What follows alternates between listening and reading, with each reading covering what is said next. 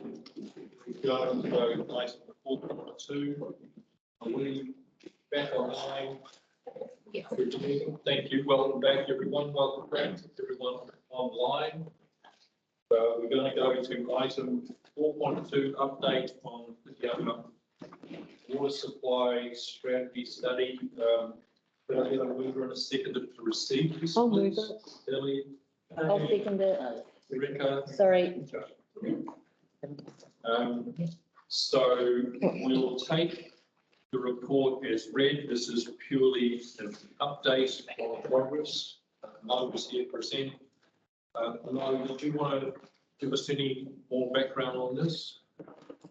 I have to provide the background here. Good morning, Your Worship, the Mayor and Councillors. The Whitianga water supply strategy study came about as a result of a drought that occurred in 2019-20. And there are some issues with the resource consent as well, which we have now addressed.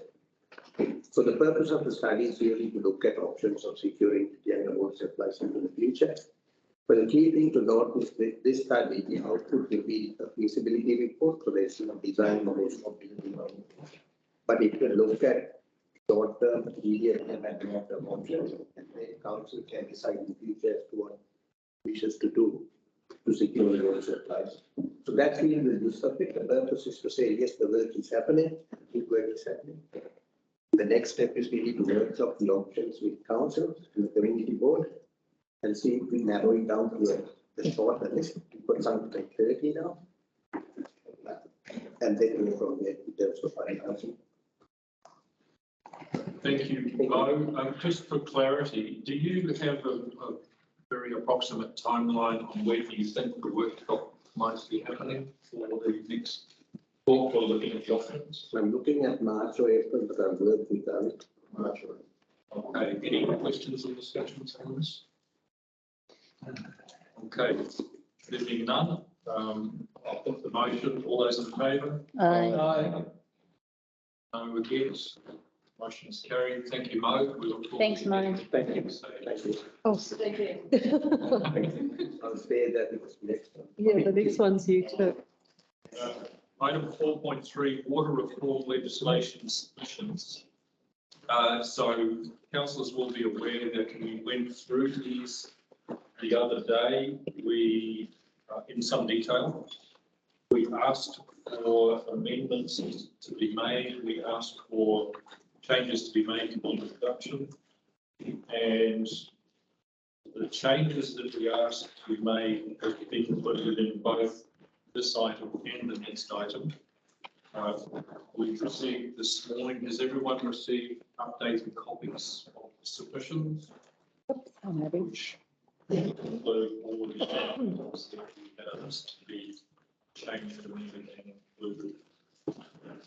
So, given that we have not had these for a very long time, I'm going to ask whether we're okay to accept those changes and amendments that have been done, or whether we want to spend some more time to get any more information on those changes and amendments, or whether we can just move forward on this. I think move forward. I think the time is running out, isn't it? Time is running out. Yeah. So, first of all, thank you, Donna and Mo, for going through and making those changes. Can I get a mover and a seconder to receive the motion, first of all, please? Terry and Delhi, thank you. Is there any further discussion on this? So I can still see in that first page, executive summary, we've still got 27,000 raving units and 21,000 on council water supplies. Yes. I can respond to that. Yeah. So what we did is we changed that before we had that was population. So we had it as population, which wasn't quite correct. So the 27,000 is actually rating units. And the 21,000 is the rating units that are connected to the water supply. If you look a little bit further down, then we talk about population as well. Thank you, Donna, for clarifying that. Any further discussion or questions? Are we not going to submit orally? We're not going to front up? That's a good question. Where do we sit on that? Do you have any information on these submissions? Do we have that option? The option is available. We should take it. So good question. The timing of that? I need to find out the remaining, what the rest of the schedule is and when they will have hearing. They may not know yet because they won't know how to submit. Yeah. They'll have something penciled in. They won't say 2 o'clock. So the water services entities bill at 88,000 submissions. Good grief. Just to give you an idea of the scale. So, Council Rebels suggested that, we should submit early. I'd be in support of that, but we may or may not get the option. So can we leave it to Mo and Donna to come back to us with some further information, but noting that the council's preference is that we do submit orally in support of the recommendations and changes that we're putting forward. Yeah, Is I'm that happy to fair? do that. So I'll let the DIA know that we need to make an oral submission. Thank you. Because Is that the feeling of council that that's what we want to do? Yes, if it's possible, I think so, I think. That is, all right. Because these submissions closed last Friday, but we have negotiated with the DIA to Yes. directly to them. So I'll get it in Very quick. quick. So I'll put it on that and we want to speak to. Thank you very much. Oh. Okay, any further discussion? All right, I'll put the motion. All those in favour? Thank you. All those against? Motion is carried. So, Could I just have a vote of thanks to staff? I recommend this. It's been fantastic amount of effort's gone into this. Absolutely. And really, thank you very much. a lot of work under a very Team. short time frame, so thank you. Thank you. Just key members. So. Thanks. Okay, item, thank you, Mo, and thank you, Donna. Do we need you for the next one? We need Donna. Thank you, Mo. So item 5.1, amendment to the Chief Executive Delegated Financial Authority for storm events. This is something that we had discussed previously. And there was agreement on behalf of council that rather than Ed going through the detailed report for every storm event, which, as we all know, becomes very time consuming and sucks up a lot of time on behalf of the staff, that the authority to make decisions on this be delegated to the chief executive. The only proviso around this is that the chief executive does not have the ability to make those decisions when it comes to a rate, when there's a rate involved or a rating impact involved. Was there another? Okay, so what will happen is that the decisions of the chief executive will go through into the chief executive's report, and anything that needs the vote of council will go through under the chief executive's report as a resolution to council.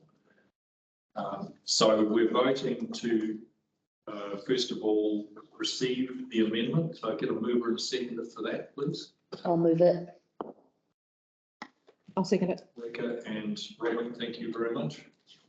The motion is that we approve the amendment to the Chief Executive Delegated Financial Authority policy, providing delegation to the CE to approve out-of-cycle budget requests relating to remedial works to repair damage to council's infrastructure caused by storm events. Any further discussion? So Rebecca and then Peter. So no, I'm sorry, I thought you were going to ask someone to move that, which is, I already had my hand up. I didn't have a question. Discussion?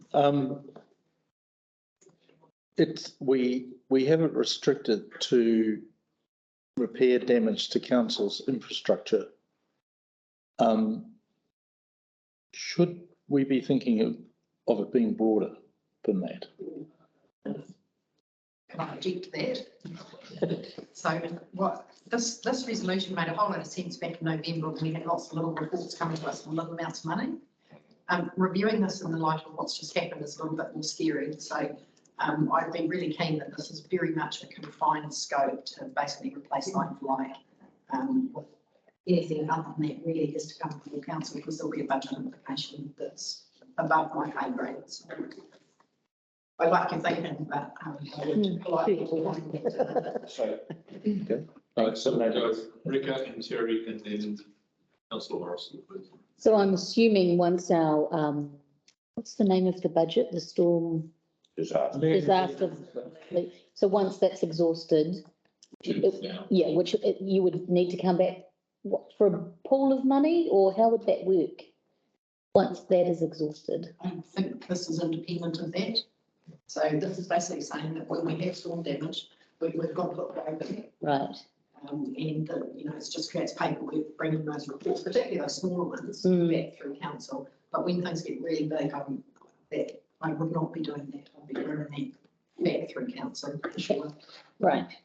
Yeah, so that was my question to Terry, saying, and so if there is a budget for the storm event, would that be the first avenue, or would you still have this authority to go outside that to repair?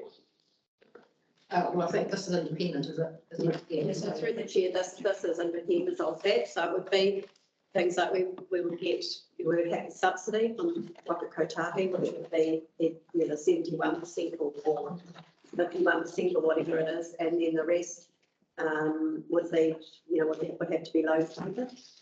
Yeah, I And see. as what Aileen was saying before, is we would bring that, the actual funding side of it, back through the CE report to get approval of this. So I'm understanding that, and so we had $1.5 million set aside for the fund that was normally full.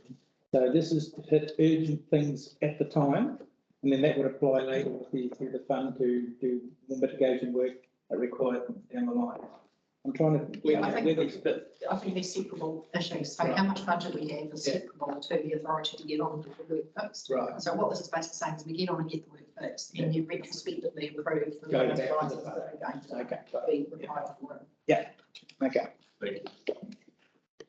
Councillor Morrison. So would you like a dollar limit on it, Aileen? That was going through my mind actually. Yeah, because, just for your protection, really, if you do what you're going to do and then you come back to council and say, I've just spent $10 million doing this, that would have all sorts of ramifications rate-wise, and There's a thing in there, isn't there? there wasn't a limit that I saw. Under operating expenditure. What does it say? Monies. Does it put a limit on Aileen? No, it doesn't. Oh, through the chair, that's for another delegation of Yeah. the storm event. This is like giving Aileen which I'm not sure she doesn't want, the ability to spend whatever it takes, basically. So are you comfortable with that? Is you asking, Aileen? Yeah, no, I've actually looked at few things to look back on it. What do you think? What's reasonable based on historic events? Crystal ball. Well, probably if I was not thinking about the events of January and February, I would say 2.5 million. Yeah, I was going around, I thought about 2, but 2.5 would probably be reasonable after they do start getting into some implications. Yeah, happy with that. Happy with that?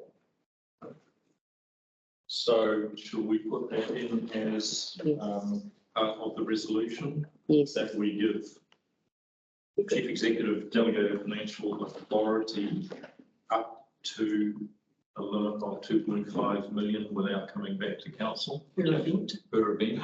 We've had denying the chair. Yeah, I suppose, I would need to be there. yeah. Yeah, it would. Is that limit sufficient in the resolution, or does it need to be in the policy? It need to be in the policy. I'll put it, Right, I'll okay. make an amendment to the policy. Fantastic. Whatever's decided. So 2.5 million per event. And subject to that being included in the policy, does that need to be in the wording? Or you could, through the chair, you could have another resolution that gives me the delegation to update the policy with, In line with the resolution. would be in line with the resolution. Ari to work your magic. And Councillor Gottlieb, are you with us on this? Are you So we will amend the wording of this. He was ducking out at 11:15, I think, to, Yeah, he's. Can I just ask you, Chair, again, I'll just get back to me on this. So how do we define an event?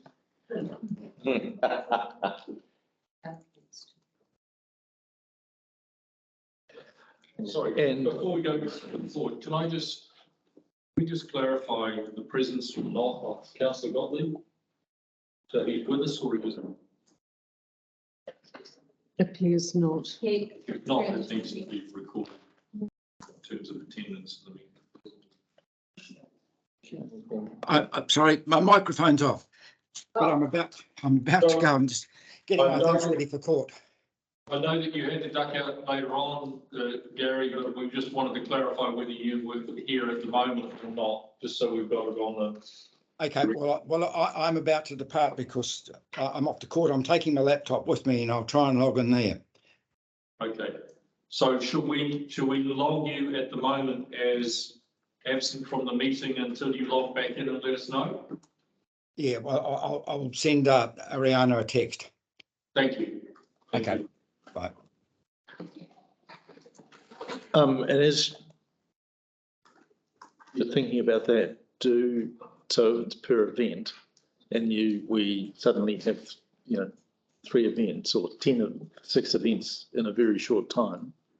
I mean, do we need to be cognizant of the cumulative, if we're spending 2.5 for instance per event, suddenly we've got a $10 million. Well, you will be, because it'll be Anyway, coming yeah. through 6 weekly, you'll be seeing it 6 weekly coming through in the CS report. And I have the utmost confidence that our CEO won't be spending it through, just wasting it. It'll be spent on whatever needs to be done.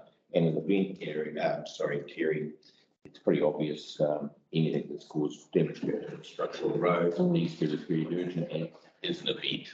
So I think needs to be defined. Common sense. Common sense. Just with respect, I have utmost confidence in the chief executive, but if, for instance, she were not available and there was an acting chief executive who we don't know quite as. Same powers.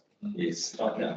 Same trustworthiness. Yeah, good point. Sure. There is a bit of that involved here, isn't it? It's about making sure that they're honest. Absolutely. There is, there's some also degree of trust and confidence that the job needs to be done. And that's it. No, we want to have that action done quickly. Through the chair, my understanding of this delegation would be for things like, like when we had small slips, how we had slips that come down on our roads, it would be the clearing of those. It would be small washouts and things like that. Nothing huge, obviously. Anything that was really big, like what we've just experienced with Tapukora Glen Road, that would fall outside the scope of this delegation. So it would just be those immediate remedial works that need to happen to get our network back up and running as quickly as possible. So through the chair, in response to that, the resolution doesn't actually say that. It just says that we'll pay up to $2.5 million through the restoration. So I'm thinking of a scenario like a Blackjack Road disappearing and then having to reinstate that road, which could go straight into $2.5 million. I'm also intrigued by the timing to some degree, because we know that in the last 5 or 6 events, the financial impact's going to be significant, but the timing of that in terms of the impact on our budgets and rating might not happen for some time. So I'm just a little bit unclear of the timing about that. So I think that's a discussion for you, just back this afternoon, but for the actual purpose of this was to stop really having to have all those reports coming down. And so our report writing time, council time, and administration time, when the answer was, so what we were trying to do was ring fence a thing to get on with to cut some of the bureaucracy out of it. But what we need to do is make sure that we don't inadvertently create a monster, I guess. Yeah.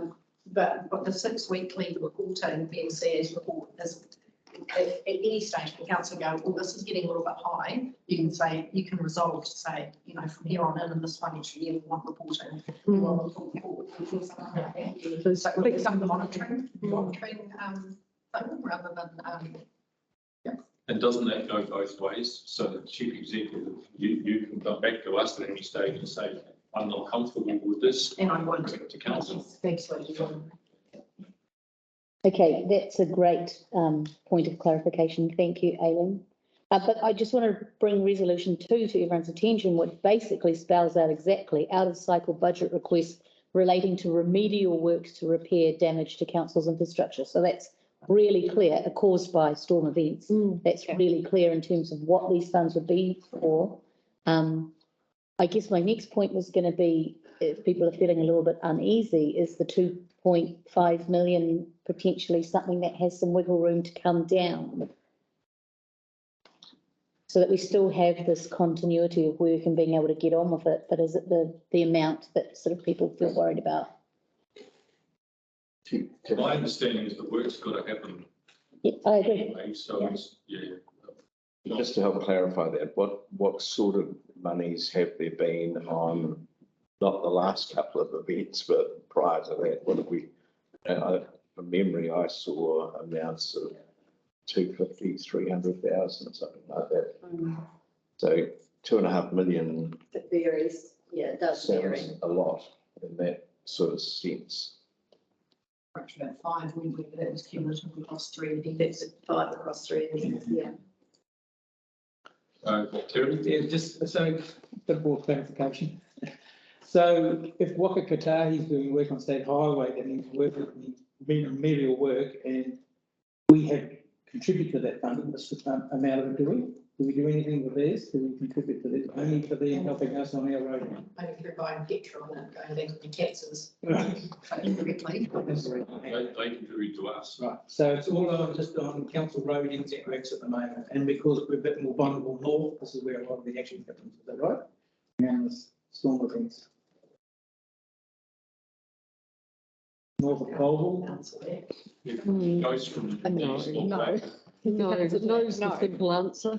the way through to the north, so every council road. But also there's a big 309 and every.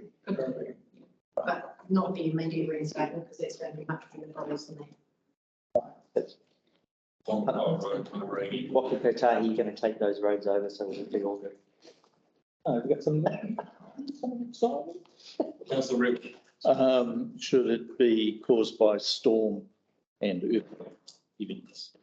Natural disaster. Because an earthquake is likely to give us some things that we need to act on. Natural disaster. Natural disasters. Acts of God. Disaster. Natural.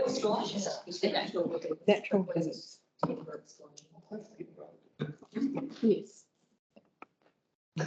The other thing to consider is, with we could reduce, it doesn't have to be 2.5 million, it's just a rough estimate. Like I said, without having any of the road, it's hard to actually predict, but also we take into consideration that we're going to get subsidy from Waka Kotahi, so you could work that into the resolution that council's contribution is no more than whatever.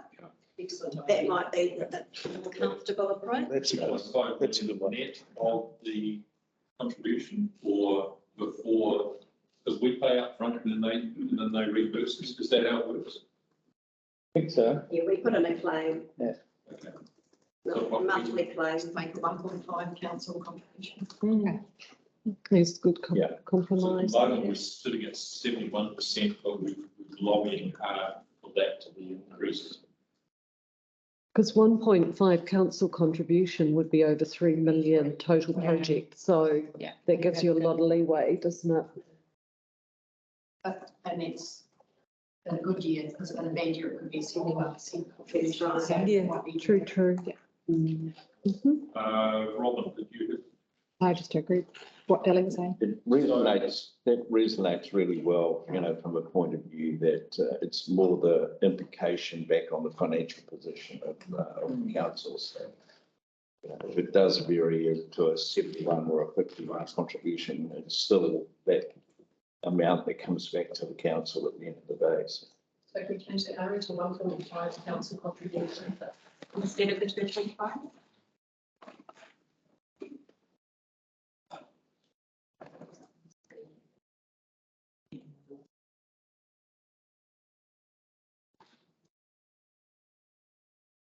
Okay, so changed to 1.5 million council contribution per event, change the wording to natural disaster events. Are we ready to put motion? Rika isn't. Do we need to state to be reported back through the chief executive's report? I know it's I in think it's in there. Anyway. It is in the policy. it's in the policy. Yeah. Okay, subject to those amendments, I'm going to put the motion. All those in favour? Aye. Aye. Against? Motion is carried. Thank you, Donna. That is fantastic. Through the chair, quick updates just come through, and in Northland Civil Defence has just banned truck and trailer units on the Brindwin hills. So it's being mirrored by other councils. I think Mocco's online with our meeting here, copying our resolutions. Yeah. Yeah. Hi, Mocco. Thank you, Donna. Okay, so we're now going to executive report. The highlight of that is. Right, so do we want Hayden to talk us through financials? Yep. Yeah. So, are you comfortable that we take the report as read? Yes, I am. The only thing I just want to point out is that there's a bunch of letters attached to it. Yeah. The councillors, you've all seen them. Yeah. Yeah, But cool. the purpose was just to attach them. Yeah. And I just want to point out also that the first letter was written to the Prime Minister's office on 12th of January. And surely things changed since the 12th of January. Yeah. Yeah. I think even the new prime minister. Even a new client. What was she saying about the letters? We've all seen them. So, welcome, Hayden. Thank you. Can I get a mover and a seconder, please, to receive the chief executive report? On the, I'll speak of Councillor it. Grant, Councillor Rebel, thank you. And we'll ask Hayden to give us a run through on the interest.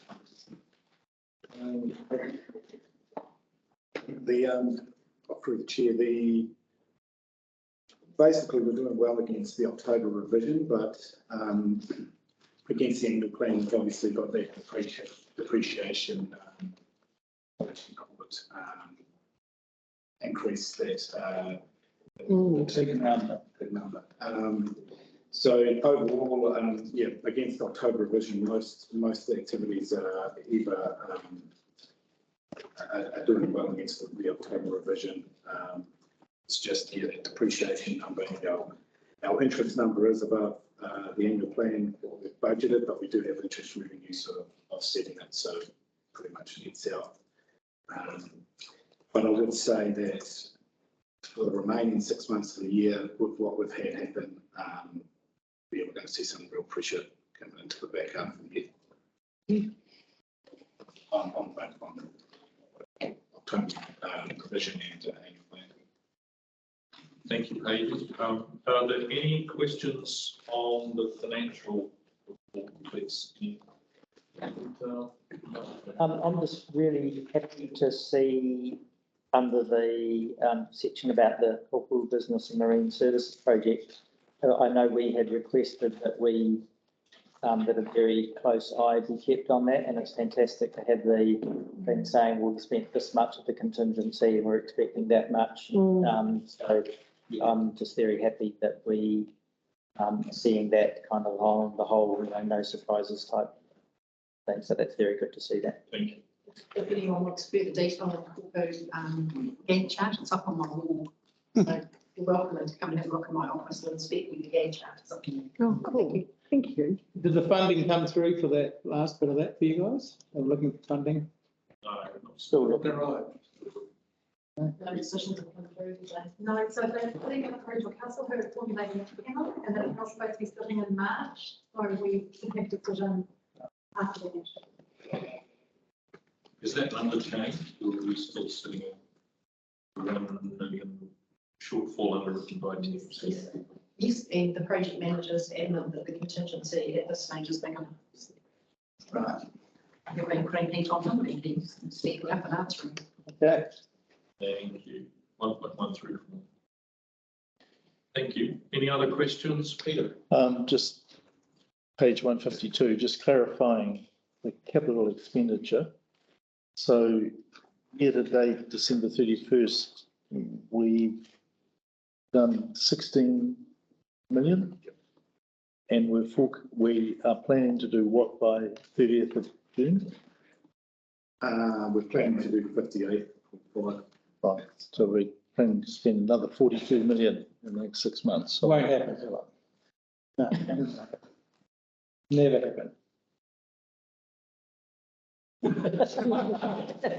Was that a singular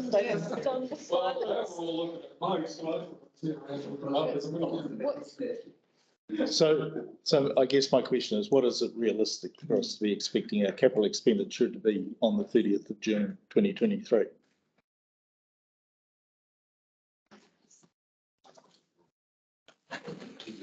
Mo's just going to get his crystal ball out.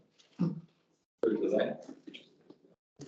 Through the chair, this report, by the time it's got to us, is already slightly out of date, and that's not year-to-date actual today, that's year-to-date actual 6 weeks ago. 3-4 weeks ago. So yeah, there's already been spending. It might be quite a big number under brain. Yeah, true. No? I would say sometimes the region of about 40. 50 million. By end of June. Wow. That's impressive. That would be the maximum, because sometimes there will be items that we put this one, set on the line. When it's given. But I can check. Yeah, that would be good. Sorry for that, I was just completing the legislation to say it of 20 and 8. Thank you, Mo. Any further questions? Sort of. So on page 143, the note says that we've got resource expenses being unfavourable due to higher contractors, but earlier in the report, we talked about saving some money because we weren't actually, because we had some staff vacancies, so presumably those, but they don't even out 100%? No. Oh, okay, never mind. Oh, yeah. Just a quick question, Hayden, about hedging. I know that we do take some positions. Yes. But I see that the interest expenses go up with the increases in interest rates, but also our interest income is going up. What's our hedging position? Are they balanced out? We're not exposed to any kind of risk there?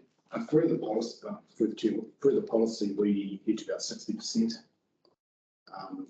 Our portfolio, our debt portfolio, and the rest is floating. So yeah, we are exposed on that floating side.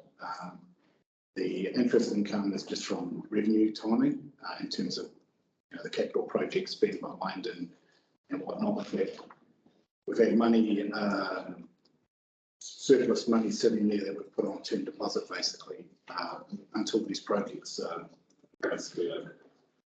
And we need to pay for them things that come along. So yeah, we are exposed. We do have that portion of exposure, but yeah, I guess on the flip side, if you fully hedged and we have had that before, we've been locked into higher rates and the interest rate is falling, we don't actually receive that sort of upside. So yeah. So it's a mixture of about 60%. Yeah. And the rest of it free and floating or available. We do, for the chair, we do get really, really good rates from the LGFO. I'd say gets on average, it's probably 2% lower than, if someone's borrowing 4%, they pay 2%, for instance. So yeah, they have huge borrowing power. So, yeah, so Hayden, explain to us the key of doing projects at the right time and rolling them out. How does it affect us financially if we start to let things roll? How does it affect us? Well, yeah, basically, The costs go up. through inflation and that, so, you know, a project today might cost $1 million to do, and then next year it's 1.1 million, you know, 1.2, so, yeah, they're, And what about our loans on that? We still paying that interest rate loan because it's still not complete? no, it's only when the project's complete, we draw down the loan. So, the other side of it is we are rating for something that we haven't done. Yes. So we get retained earnings, and, well, we build up our retained earnings, which is probably, you know, in reality, we shouldn't really be doing that. We should be rating what we. Doing what we rate for. Yeah. Very important to get that It's a bit of a business equity. Yeah. So, but yeah, the inflation side, if you build a project, it's going to be more expensive. Thank you, Hayden. Any further questions of Hayden and the team? There being none, I'd like to put the motion that the chief executive report be approved. All those in favour? Aye. Thanks, Hayden. Thanks, Mr. Hayden. Thanks, Hayden. So we're going now to invite the emergency. Control room. Okay. Does anyone else need some air in here? Oh, there is. Air, no, some air. All right. Air would be good. So we're going to invite Gary and his team to come in and do a presentation of the way that they manage things Yeah, over the cool. last. That's a good idea.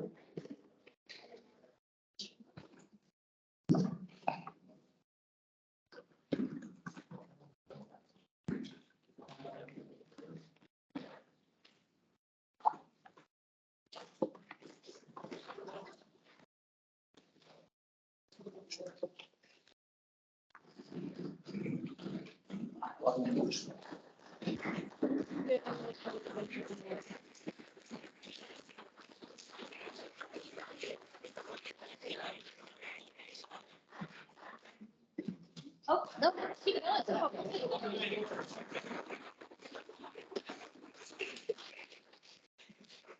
Is that it?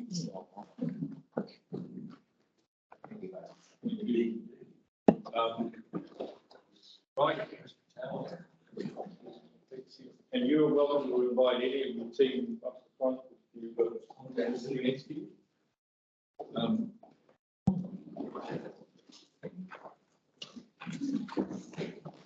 Thank you, Roger. While we're just getting a little shout here, I'm just going to, I'm just going to ask each of the team here, they represent the 200 odd people that we had in the response, and they are the function managers or they represent. So I'm just going to ask them to go around and introduce themselves and their functions so you can get a picture of who's who. Derek. Kia ora, Derek Thompson, Parks and Open Space Manager, but I represent the operations function of the Civil Defence today.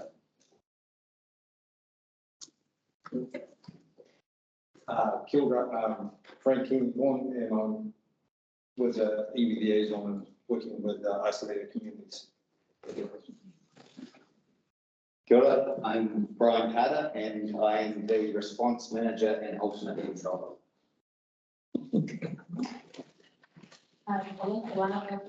I'm Shelton over here and I work for you today as we social development. I come into the EOC and help out the welfare team. Well, then, hello, I'm a visitor officer and I'm voting rights administrator through this event. And, you know, with our fabulous team on getting recommended by these really faithful. So I play for something today that might be in the welfare supporting pillar. Morning, I'm Sharon. I'm building control officer cadet. I'm currently representing intelligence. Kia koutou, I'm Kelly Martin and I was creative controller. Morena, I'm Kelly Hosking. Normally I'm the environmental power team leader. I'm representing the planning team. I'm Dean Allen, and so I looked after the Whitianga incident control point.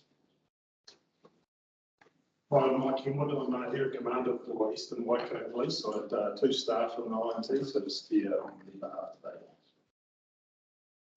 Kia katoa, Shane Romney, representing the Crime Agency. Morena, Rachel Holmes was present in the IT representing folks. Thanks, guys. Thanks, members. So this is just a very short PowerPoint, and then what I would like to do is invite a Q&A session with these people if you've got any specifics.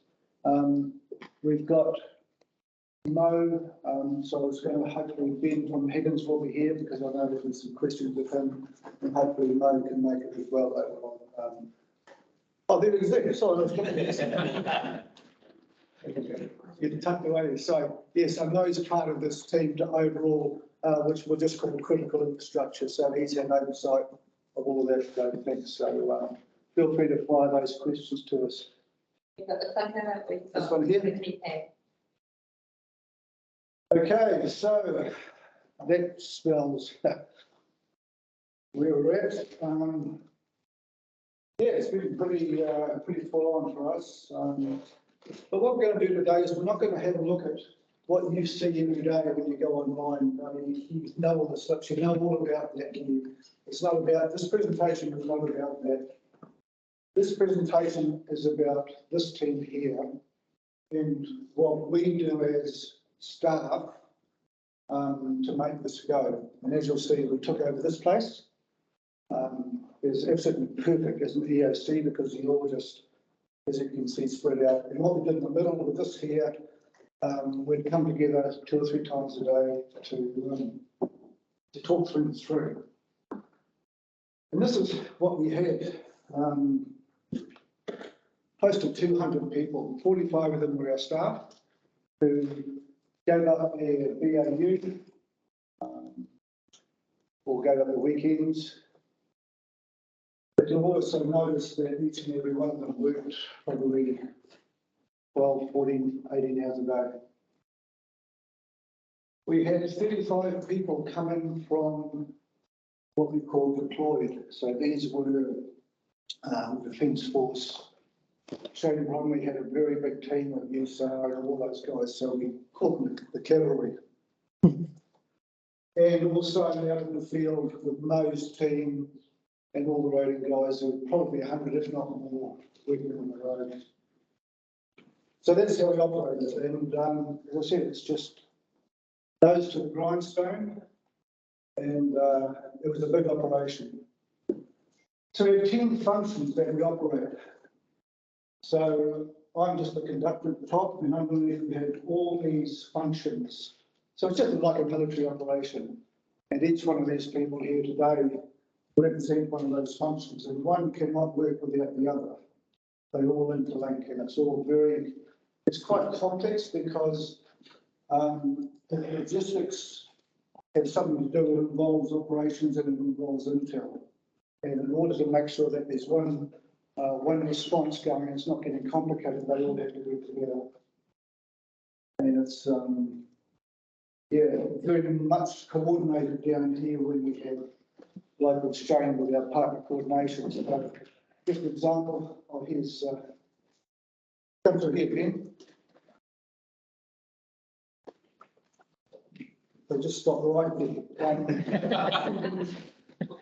You never believe a word this guy tells you because you say his state highways are open and 2 minutes later the bloody things are closed. This is Ben Buttermore from Higgins, and there was a medal with him for this guy. So, thank you. I was hoping Gary was going to say that, but say they weren't open until the afternoon, in the morning, but maybe not quite so long. Come and join the team there. Thanks for coming through. You leave your piece of newspaper downstairs, Ben?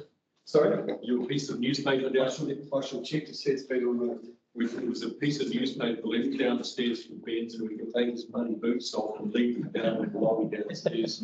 Or he came upstairs and they were caked with mud. Yeah. So as I was saying, one of the roles that we had with the USAR guys in the Defence Force was Shane was given that responsibility and he managed all of them.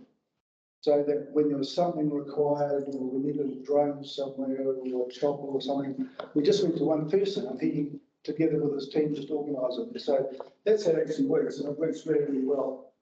It's the same with Ben. So Ben, as you can imagine, had 500 hats going at once regarding what was going on, and he had just one point of contact with us, and we had one point of contact with him, and it really, really worked. And what we can go back and say, right, as of this morning, I've shut down all of these functions except one, which is welfare. And that continues on now for probably 2 weeks or more. And they are very, very busy. We have got the building team have gone out, they've registered a number of properties, a number of people that have been displaced, and the number of people just absolutely stuck. And they come into our system now, and Helen and Shells, and because of the link with MSD directly into the EOC, it's just, we look at it and go, wow, it's just BAU, but it takes time. And you've got pressure, you've got people who are suffering. We're dealing with some people who have been really displaced and really anxious and those sort of things. So while we might have a big storm coming through and we're all dealing with that, down the bottom it's quite difficult. So, yeah. But one of the things we did with Lorna's team is we decided very early that we would make a noise, and I'm going to go on about this a little bit. It was fantastic. I just have to say, Lorna, and the wider team, the information was exemplary. Thank you. So we had good intel. We are very, very lucky that we had great partnership with the Waikato Regional Council and Med Service. And I can't say the same for all our partner organisations, that all our other councils. But we have got the likes of Rick Lefting and Co who get really good information early. And we made the call. I've got no idea what day it was, but it was like we had 3-4 days warning. We decided then that we had trouble. And what the likes of Rick Lefting did, who was a scientist, he'll say this and this and this, and I'll go to Rick and I'll say, what's your opinion? And it's his opinion that I value. And it worked this time. So we ramped up, and 3 days out, we started making a lot of noise. We went up to 4 times a day. We were putting out comms. And then we brought in the roading guys because the road started to think, the storm built up and up and up. But as you'll see, we were engaged. I've got no idea how many people were engaged with this particular storm, but with Cyclone Hale, we had 444,000 people connected to our Facebook page. That's not bad for a little council. This, I would say, is probably double. So once again, a really good team, and Lorna's team. We had to bring a PIM in because Lorna's team were just shattered with the work they had to put on. They were part of that 10 to 18-hour day work. So one of the other things we did is we decided that media was our weapon. And it is, and John knows about that too. When you decide that the media is your weapon, you're engaged with the media. They are the people that put the message out and help you put the message out for other people to make a really good decision to look after themselves. And that's what we did. We decided, put the pressure back onto everyone else to make a decision to self-evacuate, and hundreds and hundreds and hundreds of people did. And as a result, I think we saved lives. So. Okay, that's our quick presentation. I'll open the floor now for the elected members to ask questions or make comments.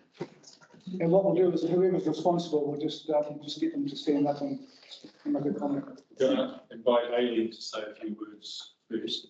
Yeah, so making note as I go as usual, Gary. So firstly, the speaker lineup for the session's pretty good. I hope you've all got your speeches. What do they swear with? Oh, okay.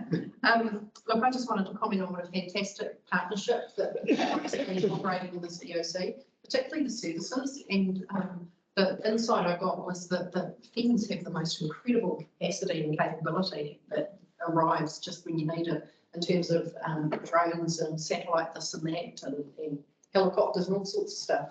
So just amazing the things that happened here. And one of the stories I think was we needed to get power and we needed water back on, and I think it was in Tyro. And to get the water back on, we needed some power.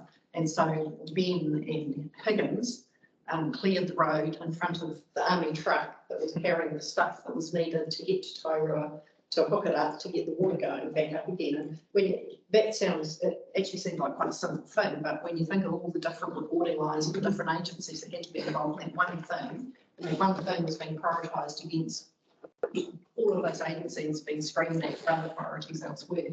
The value of the coordination was just so obvious in some of the things these guys did over that period of time.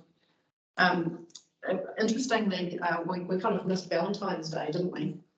That landed right in the middle, and I think so. I was teasing Gary that he's got a new girlfriend, and that was Gabrielle. And Gabrielle came to visit Gary on Valentine's Day.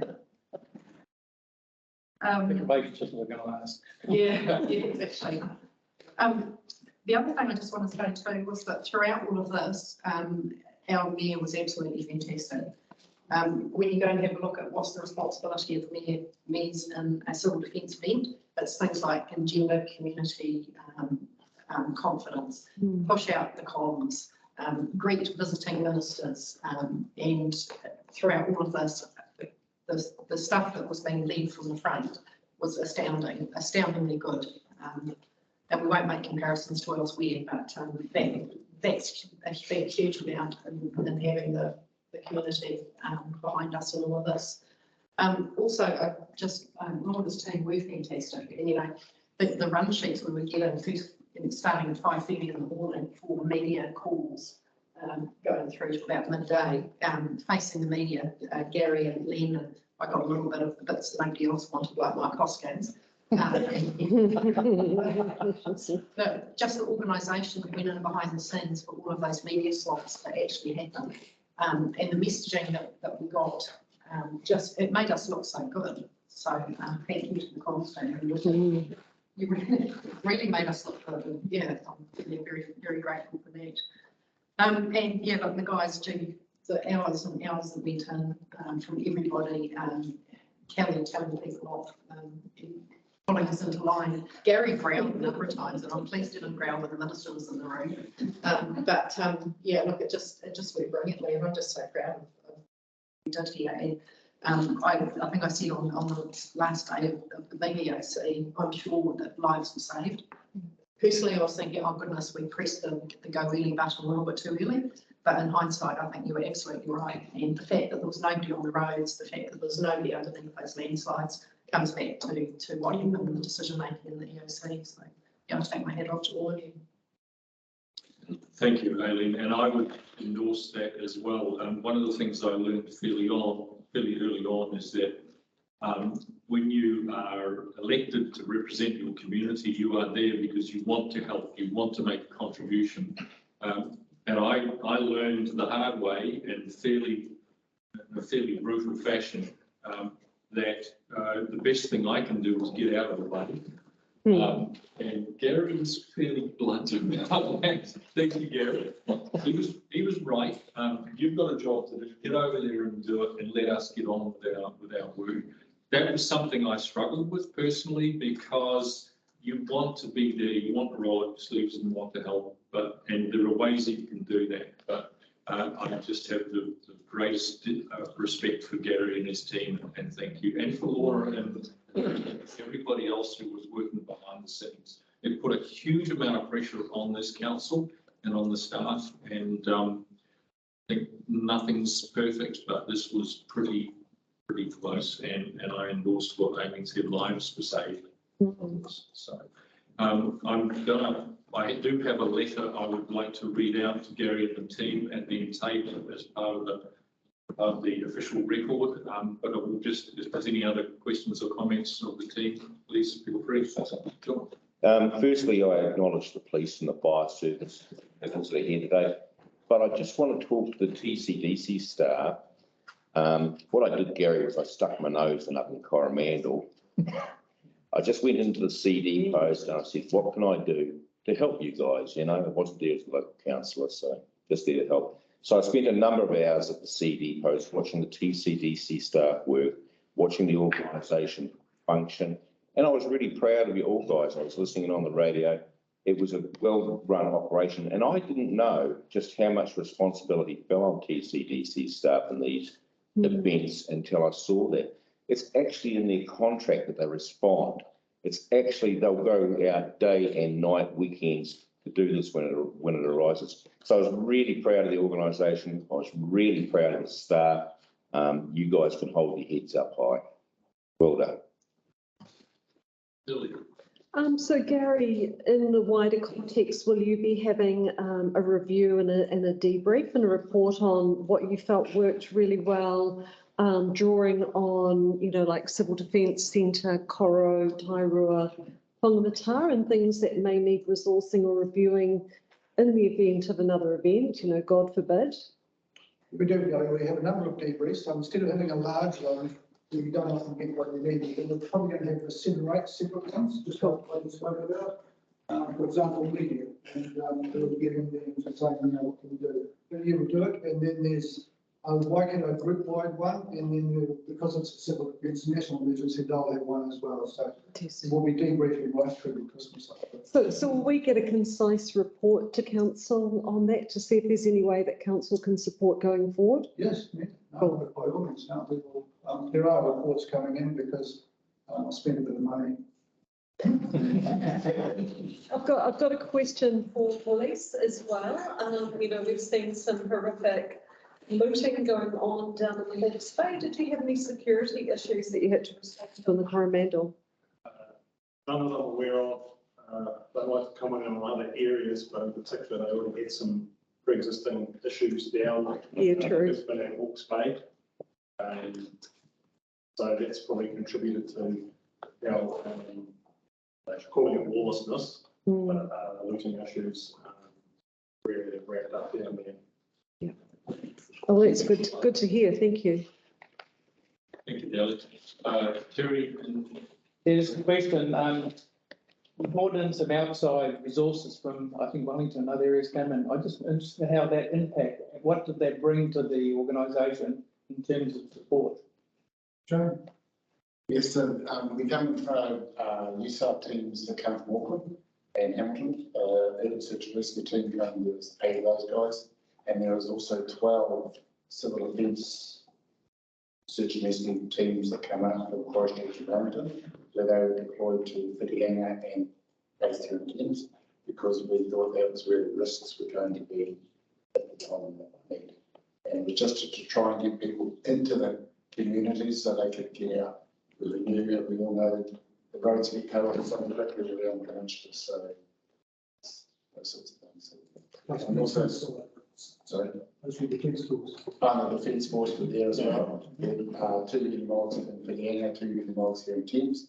And then on, again, I can't remember what day it was. But when the ones in Whitianga needed swamping over, we took the USAR team from here with them all the way around the peninsula where they mapped the whole peninsula for slips and all the hazards around. So they could coast those sites. Great, thanks. Thank you, Dennis. Peter, you have a question of Henry? Just a couple of comments. One, seeing a Unimog in town, it's kind of, it's incredibly comforting when you drive on. So you could probably just do that, just put some Unimogs around the place. That would have to help.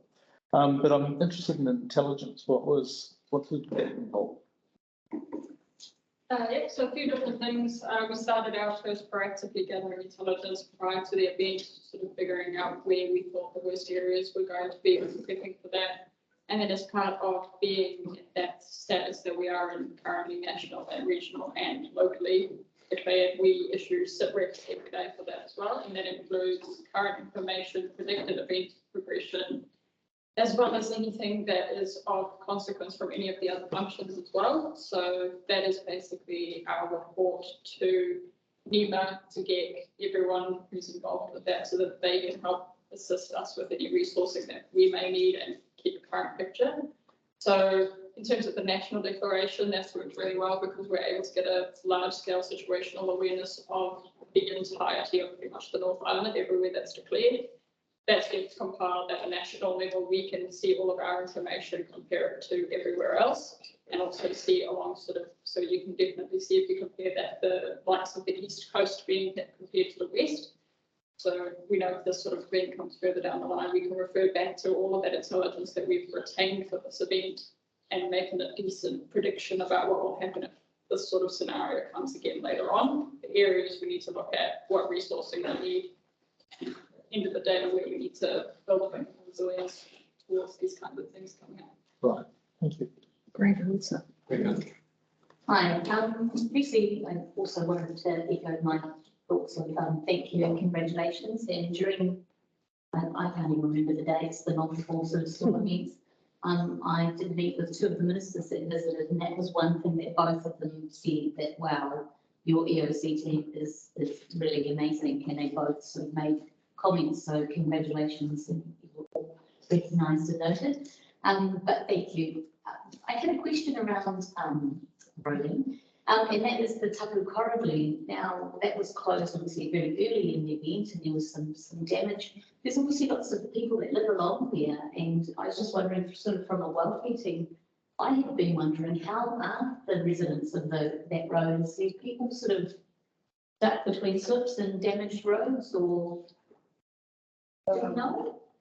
The answer is no. Everyone that's on there can move around. They can.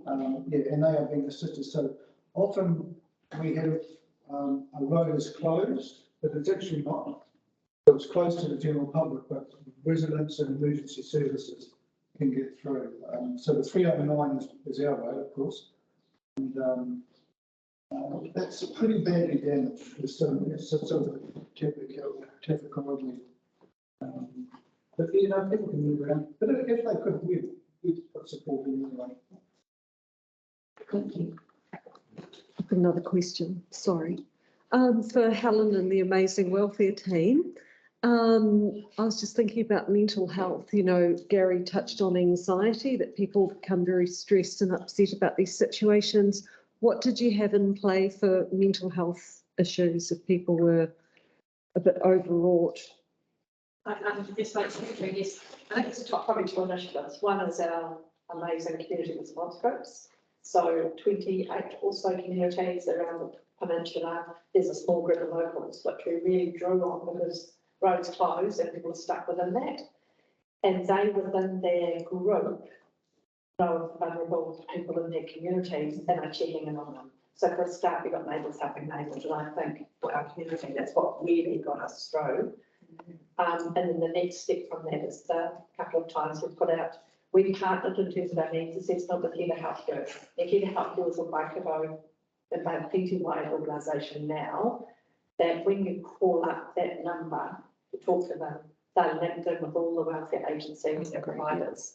And it's not just food and accommodation, it's also that psychosocial support.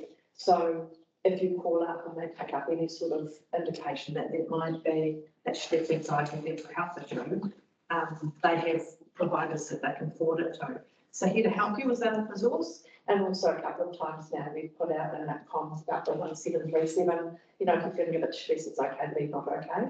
So we're doing that as well as our constant messaging. But I think we do response groups is what's got us through, you know, in a big way. No, Mahid, yeah, that's important work. Thank you. John. I echo the same thoughts everybody else is, you know, well done. And, you know, from people on the ground that were seeing this thing, it was good communication and I'd like to pass on my thanks and for this as well. The two questions that I've got. First question is, if you had to sort of just take one learning out of what happened, what would you say that would be the number one? And the second question is around what do you take from this now to, you know, to prepare for the next one? You know, what's if you could just summarise a key point from that. Probably think we've all got a learning. I think each and every one of us will have a learning. So for us, when we have like this being our 7th event, I think I underestimated how tired the team were. So I think we need to, for me, I need to beef up the management around the functions. So just get some good blood in there. But also, I'll stop there and say thank you to you and your company for helping extend that message too, because it really worked. So do that. Meetings going forward, John, there's going to be lots of them. I am confident that possibly because we are probably the busiest council in New Zealand for events, and I think by far, we are tried and true. We've been doing this for 10 years. It's been going on for that. So there are a hardened bunch of criminals here that know what they're doing. And so I think we just need to build on that. And I think we need to keep training our staff. And we need to make sure that we get more and more resources in, because it is hard work and it's not for everybody. But I think those of our staff who are quite keen, and a number of them, and I would say guys, all the ladies this time have piled through the ceiling and they say, I'm it. And so you don't realise until you put in that real core face who the people are that are strong in the field. And a number of our team have done that. So. Yeah, just one more thing that probably wanted to frame it in the first place, but missed it was, what is the one thing that's left that worries you the most? I think what worries me now really is our future and the damage that the climate is doing. I mean, just storms, the intensity of what's happening.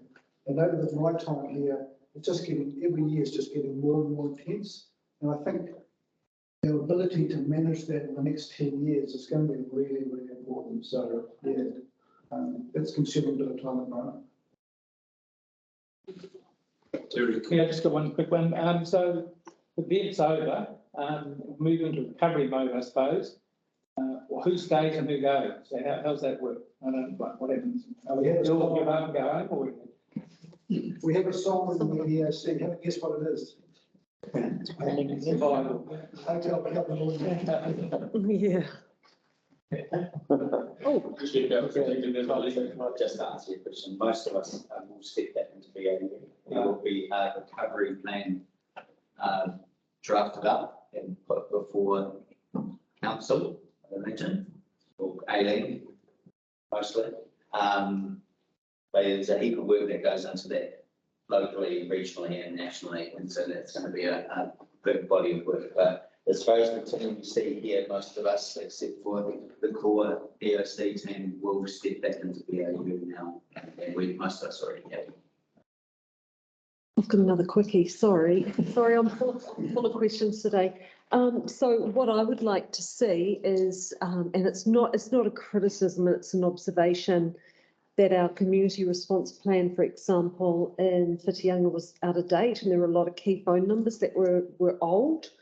And we used to regularly, as a community board, have meetings, emergency group meetings, and have our local police and fire and all those people together. So I'd like to see an opportunity for that to be reviewed as soon as possible. Because as Gary says, we're kind of in that, we're still La Nina and we're thinking, when is the next, maybe not as big as Gabriel, but when is that next storm event going to hit? I have a feeling that Dean's already ahead of the game on that. Dean, correct me if I'm wrong, but you've noted that and you're working on that already? Yeah, we have. So we noticed that on day one and a couple of days before day one. Yeah. Happy to help you with that. What I'd like to do now is I've prepared two letters, one for Gary, which is for Gary and his team, and another one separately for Ben, because Ben has a barbecue or a brunch coming up for his team in Morrinsville, which happens tomorrow morning. And I'd really like for that thank you letter from us to go to Ben so that he can share it with his team tomorrow morning. So they're not very long letters, but I will read them out so that they are part of the record of thanks. So Gary Towler, dear Gary, this letter is being written to express deep gratitude and appreciation of our council and of the people of Thames Coromandel for the work that you have done over the past 6 weeks. These events began with the early January storm, followed by Cyclone Hale, and another storm the week after that with record rainfall and extreme disruption to our roading, our services and infrastructure. In the build-up to the arrival of Cyclone Gabrielle, the decisions made by yourself and your team kept the vast majority of people in our communities safe and out of danger. The experience and the relationships that you have built up with the contractors, the community groups, the civil defence teams, as well as the strong individual relationships your team have with community groups and individual community members, have played a pivotal role in ensuring that we were ahead of the event and able to respond very quickly in all parts of the district. The management dedication and the professionalism that we have seen from yourself and all of your team members has been outstanding. Thank you once again. Thank you, Gary. So I'd like to table that to Gary Towler, and I'll just hand it to him personally. Is there a big chicken there? Yes.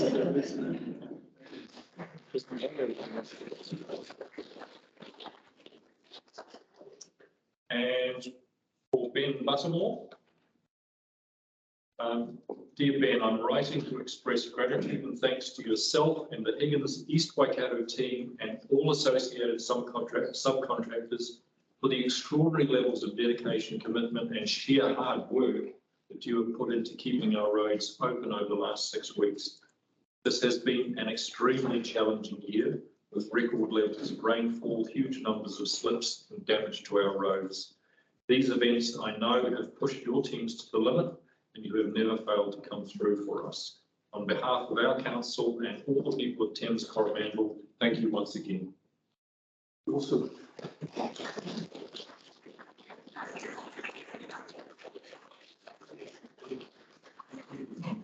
I'd just like to give the apology for arriving late, but unfortunately there's movement in the hillsides is unceasing.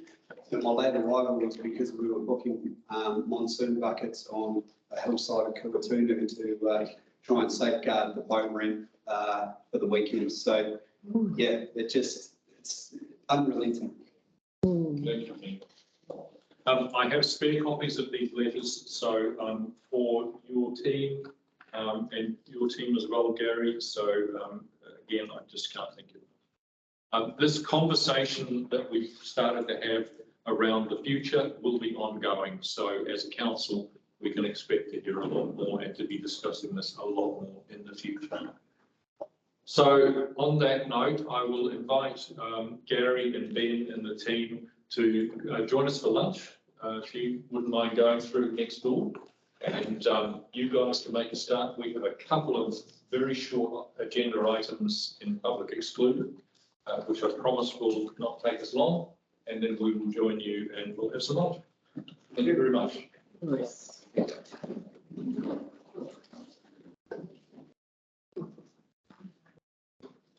Can you tell I've got a puppy?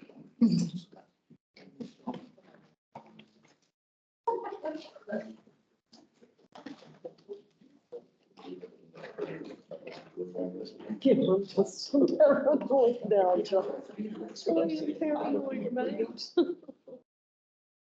It's been looking gnarly down in the Southern Ocean, but hopefully it'll just stay there. I move. What are you moving, Peter? Public exclusion. Oh, gotcha. I'll second it. Thank you. I need to stop it.